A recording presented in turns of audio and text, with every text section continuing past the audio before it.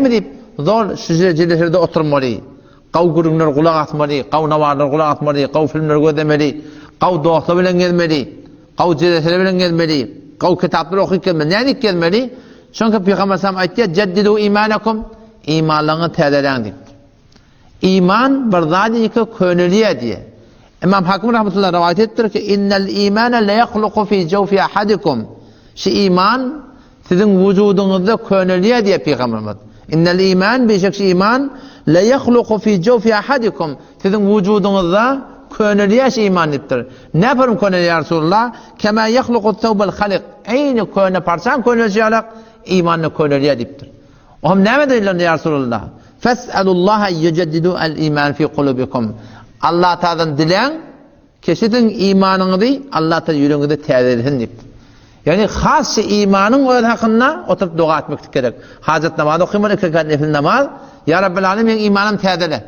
Benim imanım nuraniyetini arttır ya Rabbil Alemin dip. Bu duası ondan sonra da Allah Tebarek ve Teala'nın uluqam bana taňa şu imanı goruyjak bolsak, hifazet etmeli lazım. Sen şu bir bağ ekende şunu hifazet etme olacaksın. Arpa oğda ekende hifazet etme olacaksın. Kavun arpa ekemizde hifazet etme olacaksın. İmanı da hifazet etmeli.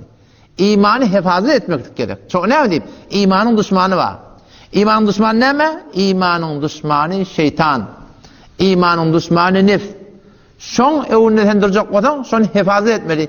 Hifazet ne bilen böyle? Allah Teala'sının da yolunu koyuyor. Ya eyyühellezine amenu ey iman etiren erkeklerden analar ittakullah Allah'dan korkun. Avval kıy günahını terk etmeli. İnki uluqam bendegi Allah Tebarek ve Teala'nın yanına nefil namaz okumakta, Kur'an okumakta, zikretmekte, tilavet etmekte, mescide gelmekte, bilen hemmedeki cayına gerekildi. Yani asli mebna bendegide ne mi? Avval şunu etmeli. İttakullah Allah'dan korkun. Yani ne? Günahlardan çekmeli. Şu vakti bir adam namaz okuyup ya, arada tutup ya, zikir, tilavet hemmede atacağına, mutlaka günah dedik gelip ya, şimdi naferman mı gelip ya da şey.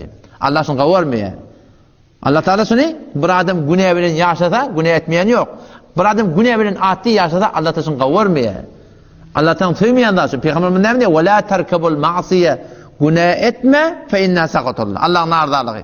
O günah etmeyen mi ya Resulullah? Ya Allah, günah etmeyen yok ki, günah edende derken tövbe etmeli. Son iyiyanı öğrenmeli Allah Tebarek ve Teala'dan. Son cebran etmeli ki Allah Tebarek ve Teala şu hemçinan ki şu günahını yokuş görüşüyorlar. Günahdan narda bolsalar Allah Teala'nın öyle Kur'an'ı ayıptır. İnnallâhi yuhibbut tevvâbin. Allah Teala tövbe etyenler kabul eder. Günah etmeyen yok. Günah ettik mi? İyiyanı tövbe etmeli Müslüman doğan. O zaman şeytek inşallah Tebarek ve Teala şol imanı inşallah bir ne edecek? Hifazet edecek.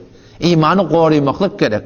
Eğer imanın fikrine bolmasan, hemşire tükenin fikrine bolmasan, oğlanın fikrine bolmasan dargayşayak, imanını eğer bil, şun fikrine bolmasan Müslüman doğan, imanı koruyup balakayım, taklap bolmayın.